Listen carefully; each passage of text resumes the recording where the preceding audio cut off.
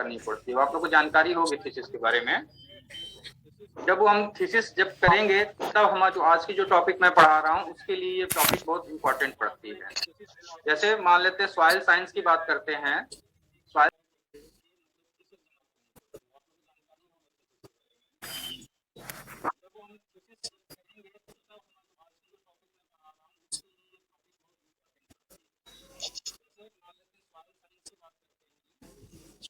Science department में मान लेते हैं तुम्हारे पास कोई, जैसे इस समय देख रहा हूँ वहां पे भिंडी उंडी के लोग पेड़ लगाए हुए थे, ठीक है।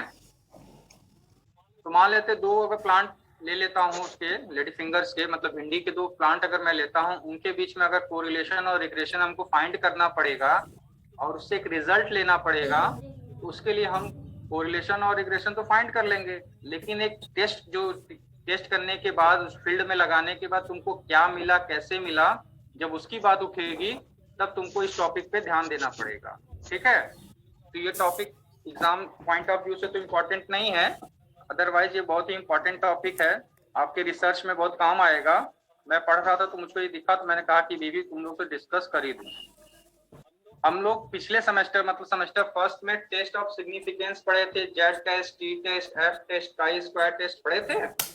याद है कुछ? नाम से तो पहचानने में आ ही रहा होगा। तो उसी टेस्ट का यहाँ पे हम यहाँ पे यूज करेंगे। तो हम इस टॉपिक को हम रिग्रेशन के अकॉर्डिंग बात कर रहे हैं। रिग्रेशन जब हम निकालते थे उसमें देखे होंगे आप y is equal to A X plus B करके एक इक्वेशन लिख के मैंने दिया था, ठीक है। तो जो वहां पर a और b के लिए मैंने डिफरेंट फार्मूला लिखा था, याद है कुछ? फार्मूले को लिखने के बाद से वैल्यू निकाला गया था, उन वैल्यूज के अकॉर्डिंग हम उस पे आगे नल हाइपोथेसिस का यूज करेंगे। जैसे देखिए यहाँ स्क्रीन पे जो दिख रही है इसमें लिखा गया टेस्ट ऑफ सिग्निफिकेंस, यहाँ पे लिखा हूँ significance of B can be test either by F test और T test, significance of A can be tested by T test. कहने का मतलब जो रिग्रेशन लाइन में दो कांस्टेंट हमारे पास थे ए और बी को फाइंड करने के लिए चाहे आप एफ टेस्ट का यूज करिए चाहे टी टेस्ट का यूज करिए, लेकिन जब ए की बात होगी तो आप हमेशा टी टेस्ट का ही यूज करेंगे, ठीक है। तो हमने फिक्स कर लिया। बी की पहले बात करते हैं। तो बी में हमने मान लिया कि हम एफ टेस्ट के अकॉर्डिंग बात करते हैं।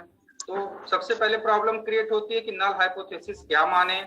तो नल हाइपोथेसिस मान लेते हैं कि जो कोरिलेशन कोफिशिएंट की जो वैल्यू होगी वो 0 के बराबर होगी और रिग्रेशन कोफिशिएंट की जो वैल्यू होगी 0 के बराबर होगी, और अल्टरनेट में मान लेते हैं कि 0 के बराबर नहीं होगी, ठीक। और फॉर्मूले में वैल्यू एफ टेस्ट का हमको पता होता है कि s1 square upon s2 square होता है या s2 square upon s1 square होता है। मतलब दोनों ही वेरिएबल्स में मैंने जो रिग्रेशन लाइन है मेरे पास x ऑन y या y ऑन x, जो x और y जो डेटा देता है दोनों का हमको स्टैंडर्ड डेविएशन निकालना है। दोनों स्टैंडर्ड डेविएशन को आपस में डिवाइड करने पर जो वैल्यू हमको मिल जाए, इतना काम तो हम वहां से करते हैं। नया चीज इसमें इंट्रोड्यूस होता है ये एनालिसिस ऑफ वेरिएंस टेबल, जिसको हम लोग बोलते हैं अनोवा। अनोवा का यूज अभी हम आपको पढ़ाएंगे आगे नेक्स्ट टॉपिक में, डिजाइन ऑफ एक्सपेरिमेंट, जिसमें CRD, RBD, LSD पढ़ना है, वहां भी इस अनोवा टेबल का हमको यूज करना होगा, ठीक। वहां आएगा तो बताऊंगा। फिलहाल यहाँ पे देखिए एनालिसिस ऑफ वेरिएंस टेबल जो दिया गया बी के लिए रिग्रेशन कोफिशिएंट के लिए, इसमें कई पार्ट्स बने हुए हैं। पहले पार्ट्स को ध्यान रखिए, ये जो अनोवा टेबल है वो हर जगह एक ही जैसा बनेगा। जो इसकी हेडिंग्स हैं, source of variation, degree of freedom, sum of squares, mean sum of squares, F calculated, F tabulated, ये जो हेडिंग्स हैं इस टेबल में जो पार्ट्स बने हुए हैं जो डिवाइड किया गया कॉलम्स में, ये सब सेम एज रहेगा। इसके अंदर जो हम डाटा फिल करेंगे वो क्या होगा, डिफरेंट हो सकता है, ठीक है। अनोवा टेबल का जो स्ट्रक्चर है उसमें सोर्स ऑफ वेरिएशन आता है, डिग्री ऑफ फ्रीडम आता है, सम ऑफ स्क्वायर्स आते हैं, मीन सम ऑफ स्क्वायर आते हैं, एफ कैलकुलेटेड आता है और टैबुलेटेड आता है। क्लियर इतनी बात? अब सोर्स ऑफ वेरिएशन की मीनिंग ये होती है कि जो एक्सपेरिमेंट हम कर रहे हैं उसमें हमने क्या क्या ट्रीटमेंट लिया है। ट्रीटमेंट मीन्स जैसे हम डॉक्टर के पास जाते हैं और कहते हैं कि हमको बुखार खांसी है, तो डॉक्टर हमको 3-4 टैबलेट्स लिखता है कि नहीं लिखता है? तो जो 3-4 टैबलेट्स के नाम उसने हमको प्रिफर किया कि ये टैबलेट खरीद के आप खा लीजिए, ठीक हो जाएंगे, तो जो टैबलेट्स हैं वही हमारे क्या है, ट्रीटमेंट हैं। ठीक, उसी तरह जब हम खेत में अपने प्लांट की बात करते हैं, जब अपने एग्रीकल्चर फील्ड में आते हैं, तो हम खेत में पानी देते हैं, बीज डालते हैं, खाद डालते हैं। ये 3 तो जनरल केस हम लोग करते ही करते हैं कि नहीं करते हैं? Yes sir. Yes sir. चाहे हॉर्टिकल्चर है, अगर एक प्लांट को गमले में लगाना होता है तो गमला खरीदना पड़ता है, गमले में मिट्टी डालनी होती है, खाद डालनी होती है, पानी देना होता है, फिर प्लांट लगाते हैं। चाहे सॉइल उसमें की बात कर ले, डेयरी डिपार्टमेंट की, अगर एक गाय से दूध लेना है तो उसको हमको चारा देना पड़ता है, सुबह शाम करनी पड़ती है। ये सब जो काम हम करते हैं, इन्हीं को हम ट्रीटमेंट करते हैं। इकोनॉमिक्स में हम क्या करें, कैसे इन्वेस्ट करें, कहाँ किस शेयर में इन्वेस्ट करें, कितना रुपया इन्वेस्ट करें, किस वे में इन्वेस्ट करें, ये जो तरीके हैं वही हम ट्रीटमेंट्स का नाम दे देते हैं उनको। ठीक, जब डिजाइन पढ़ाया जाएगा तो उसमें ट्रीटमेंट की बाकायदे आपको डेफिनेशन में बताऊंगा, अदरवाइज मोटा मोटा अभी समझिए यही होता है। तो हम रिग्रेशन की बात कर रहे हैं, तो रिग्रेशन मतलब 2 लाइनों के बीच में क्या होता है, रिग्रेशन। रिग्रेशन की हिंदी मीनिंग बता सकता है कोई? रिग्रेशन की हिंदी में क्या कहते हैं,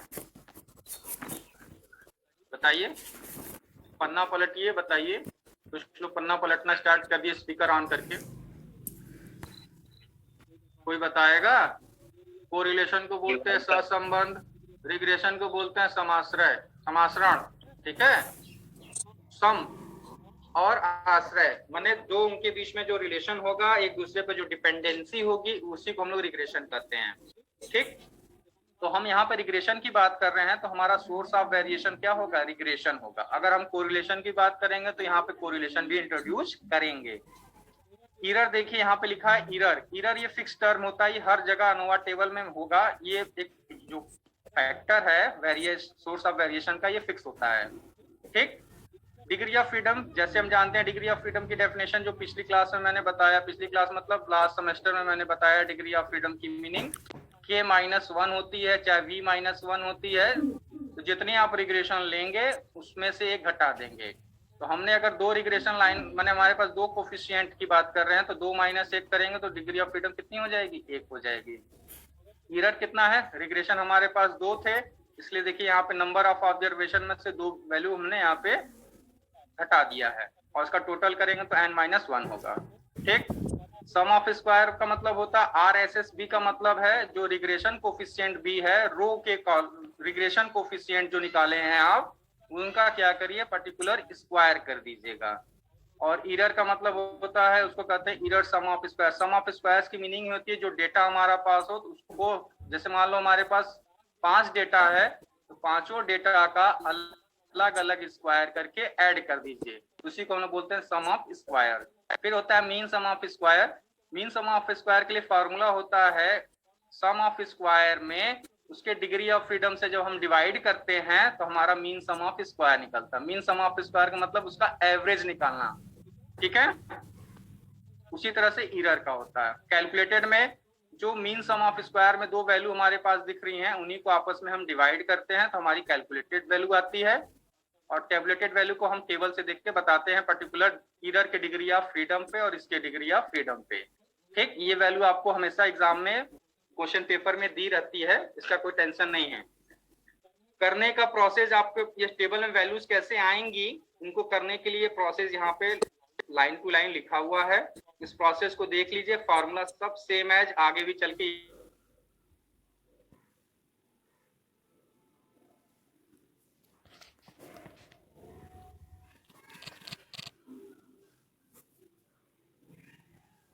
नेटवर्क डिफॉल्ट की वजह से दिक्कत हो रही है, आज बारिश के कारण ये सब दिक्कत है। स्क्रीन दिख रही है आपको ना? Yes sir. वो सर नहीं दिख रही है। फिर स्क्रीन मैं फिर से शेयर कर रहा हूँ। सर ठीक है, अब दिख रही है? हाँ दिख सर, रही है? दिख रही है। Yes sir. चलिए ठीक, कंटिन्यू करते हैं। ठीक, हाँ हम इस जो बात अभी कर रहे हैं उसके लिए हम एक एग्जांपल लेते हैं। एग्जांपल बुक से एग्जांपल है 12.1 लिया गया, जिसका कैलकुलेशन यहाँ पे हमने करके टेबल में दिखाया कि अनुवा टेबल देखो ऐसे ऐसे वैल्यू इसकी फाइंड हो रही है। ठीक, तो हम बुक से एग्जांपल पे चलते हैं। ये देखिए बुक इस एग्जाम्पल पेज नंबर 2 स्टार पे मैंने दिया हुआ है। तो देखिए इसमें लिखा गया है कुछ ग्रेन की यील्ड है मेरे पास, ठीक है, उसके अकॉर्डिंग मेरे पास डाटा मेरे पास अवेलेबल है, उन डाटा को मैंने लिया है। ठीक, सोल्यूशन में आ जाइए। ग्रेन यील्ड देखिए ग्राम पर मीटर स्क्वायर लिया हूं, जिसको मैं वाई से यहाँ डिनोट करवा रहा हूँ बुक में, ठीक है, ये बुक में वाई से डिनोट है। उनकी वैल्यू दी गई है, इनका हमने टोटल कर दिया तो 5699 आ गया। नंबर ऑफ टीलर पर हील की बात है, क्वेश्चन में ये दिया गया है, क्वेश्चन ये 10 टीलर है हमारे पास, 10 टीलर की डिफरेंट डिफरेंट वैल्यूज हैं, उनका हमने सम किया जिसको हम एक्स के नाम से रिप्रेजेंट कर रहे हैं। ठीक, दोनों ही वेरिएबल का हम स्क्वायर करेंगे, मतलब एक्स का स्क्वायर करेंगे और वाई का स्क्वायर किए तो ये वैल्यू आ गई, एक्स का स्क्वायर किए तो ये वैल्यू आ गई, इसी को हम सम ऑफ स्क्वायर के नाम से जान रहते हैं। ठीक, और उनका टोटल्स मैंने यहाँ पे निकाल दिया, फिर दोनों का डेविएशन मैंने यहाँ पे निकाल दिया। अगर ये नहीं समझ में आ रहा है तो कोरिलेशन निकालते समय दोनों के निकालते थे ना, dx और dy, फिर उसका स्क्वायर करते थे, वही dx और dy ये है, ये y स्क्वायर मतलब dy का स्क्वायर है, dx स्क्वायर x स्क्वायर का मतलब dx स्क्वायर का होल स्क्वायर है।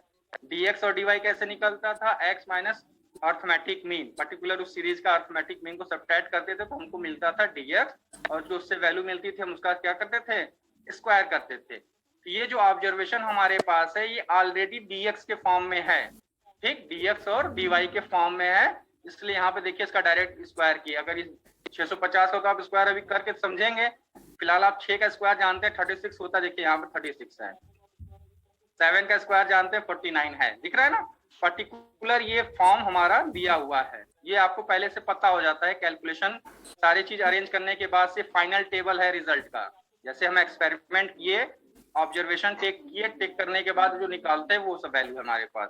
तो देखिए यहाँ पे बी के फॉर्मूले से मैंने कैलकुलेट किया है तो आया 53.63, फिर वाई बार और एक्स बार तो निकाला ही हूँ, करते करते आया, देखिए फिर यहाँ पे टी टेबल से उसको क्या किया जा रहा है, फाइंड किया जा रहा है। ठीक, इतना काम हमको इसमें करना पड़ता है। ये आपके पॉइंट ऑफ व्यू से तो एग्जाम में नहीं पूछा जाएगा, लेकिन आपके सिलेबस के अकॉर्डिंग ये है टॉपिक, लेकिन मैं अभी तक एग्जाम में कभी देखा नहीं हूँ कि कभी पूछा गया है, अदरवाइज आपका मन देखिएगा। इसके बाद हम बात करते हैं मल्टीपल लीनियर रिग्रेशन। हमारे पास जब दो वेरिएबल से ज्यादा लीनियर इक्वेशन होंगे, मानते हैं एक्स वाई के बाद से भी मान लेते हैं कि वाई माने अगर x1 x2 x3 की बात करते हैं और y1 y2 उसके अकॉर्डिंग है, तो ढेर सारे जब हमारे पास डाटा है और उनका हमको रिग्रेशन या कोरिलेशन फाइंड करना होगा तो कैसे फाइंड करेंगे, तो उसी को हम लोग बोलते हैं मल्टीपल रिग्रेशन, लीनियर रिग्रेशन। ठीक, उसका ऑब्जर्वेशन दिया है, इसको आप पढ़िएगा, अपना देख लीजिएगा, उससे रिलेटेड ये सवाल मैंने बनाया है यहाँ पे, उसका पूरा कैलकुलेशन दिया हूँ। ठीक है, इतनी चीजें हैं, समझ में आपको आ जाएंगी। ठीक, दूसरी टॉपिक देखते हैं।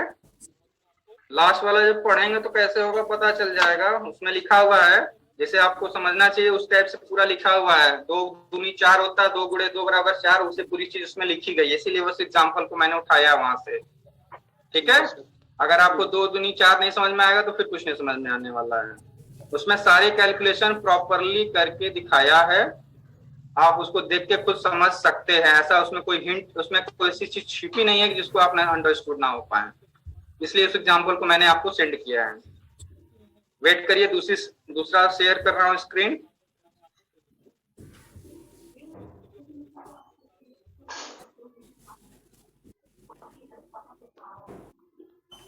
ये देखिए डिजाइन ऑफ एक्सपेरिमेंट है, ठीक है, ये स्क्रीन दिख रही है जिसको हमको पढ़ना है। ठीक है, इसको अभी 2 मिनट बाद पढ़ाऊंगा। दूसरा चीज, मैं सवाल जो बच्चा पूछा था, क्या नाम है, सुनील कुमार का ही शायद है, 1 सेकेंड कहाँ गया,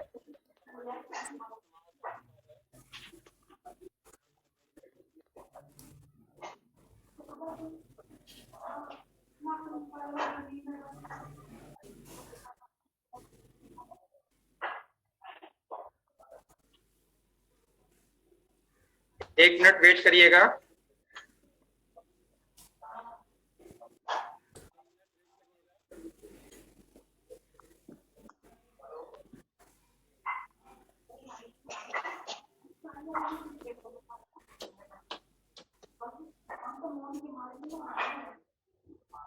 किसी के घर की आवाज आ रही है, अपने घर की आवाज बंद करो भाई। घर की आवाज के कारण तो हम खुद ही घर से नहीं पढ़ा पा रहे हैं। महिलाएं हैं। हाँ, किसी महिला की आवाज है भाई, महिला अपना बंद करें थोड़ा सा हमारे लिए, क्योंकि मैं इधर उधर घूम जा रहा हूँ, माइंड इधर उधर जाता है। चलिए देखिए, टॉपिक मिली, इस पे केवल 2 ही लड़कों का वो था, क्या कहते हैं, कंप्लेन कि सर हमको ये टॉपिक फिर से पढ़ा दीजिए, अदरवाइज किसी और का आया ही नहीं। ग्रुप में 49 स्टूडेंट जुड़े हैं, लेकिन अगर बात करता हूँ कि जुड़ने वाले कितने बच्चे जुड़े हैं, अभी तत्काल की बात करूँ तो केवल 29 बच्चे जुड़ के पढ़ रहे हैं। उसके बाद सारे अवारे घोषित हो गए हैं, मैं नहीं पढ़ना चाह रहे, मत पढ़े, हमको क्या है। मैंने ग्रुप में जुड़ने के लिए अगर पीडीएफ में भेज दूं तो उनको फायदा हो जा रहा है कि भाई पीडीएफ मिल रहा है, हमको लिखना नहीं पड़ रहा है, लेकिन जो चीज समझा रहा हूँ वो कहाँ मिलेगा, वो तो नुकसान हो गया। चलिए जो भी बहरहाल बात खत्म। कुछ बच्चों ने, कुछ क्या 2 ही बच्चों ने भेजा है, उनको पता है किसने भेजा है। कुछ बच्चों ने इस सवाल पे कमेंट किया, सर ये सवाल हमको समझ में नहीं आ रहा है। ठीक है, हमको नाम उनके पता है पर्टिकुलर, वो भी अपना जान रहे किसकी बात कर रहे हैं। अगर सबको आ गया तो फिर से सब लोग सुन लीजिए, जिसको नहीं आया ध्यान से सुनिए और समझिए इसको। ये इस सवाल का जो ये स्ट्रक्चर है सोल्यूशन का, इस सोल्यूशन को बहुत जगह पे यूज करते हैं। जैसे हमने कुछ दिन पहले आपको पढ़ाया था स्कैटर डायग्राम, ठीक, ग्राफ पेपर पर अगर हमको कहा जाए कि स्कैटर डायग्राम डिनोट करिए, तो हम इसी टेबल के कुछ पार्ट्स को लेकर ही डिनोट करते हैं, अदरवाइज हम डिनोट नहीं कर सकते। वो बात अलग है कि हमारे पास सॉफ्टवेयर है, वैल्यू रखे, उसका स्कैटर डायग्राम प्लॉट कर देगा, लेकिन अगर मैनुअली बात करें तो इसी टाइप से उसका भी कैलकुलेशन करते हैं। फिलहाल वो बात छोड़िए, आप यहाँ पे कोरिलेशन की बात हो रही है, उसकी बात करिए। ध्यान से सभी लोग सुनिएगा। इसमें देखिए x का मतलब हो गया ये आपकी क्या कहते हैं इसको, क्षैतिज मतलब हॉरिजेंटल लाइन दिख रही है, 0 से 4, 4 से 8, 8 से 12 और 12 से 16। y वेरिएबल की बात करें तो 0 से 5, 5 से 10, 10। इसमें हमारा जो वेरिएबल है वो क्लास इंटरवल के फॉर्म में है, किस फॉर्म में है, आवाज नहीं आ रही है क्या मेरी? आ रही है सर, आ रही है। क्यों, किसी ने भी मैसेज किया कि आवाज नहीं आ रही है, ये कौन है? अच्छा सर, आ रही है। इसका मोबाइल नंबर मैं बता रहा हूँ, 72 68 95 38 18। ये कौन है, आपकी जानकारी में है क्या कोई? फिर से नंबर रिपीट कर रहा हूँ, 72 68 95 38 18। इसका नाम दिखाता है S.Y। कोई यादव जी हैं, एस फॉर सूरज भी हो सकता है, सुनील भी हो सकते हैं, बहुत लोग हो सकते हैं, ठीक है। जो भी बंदा है ना,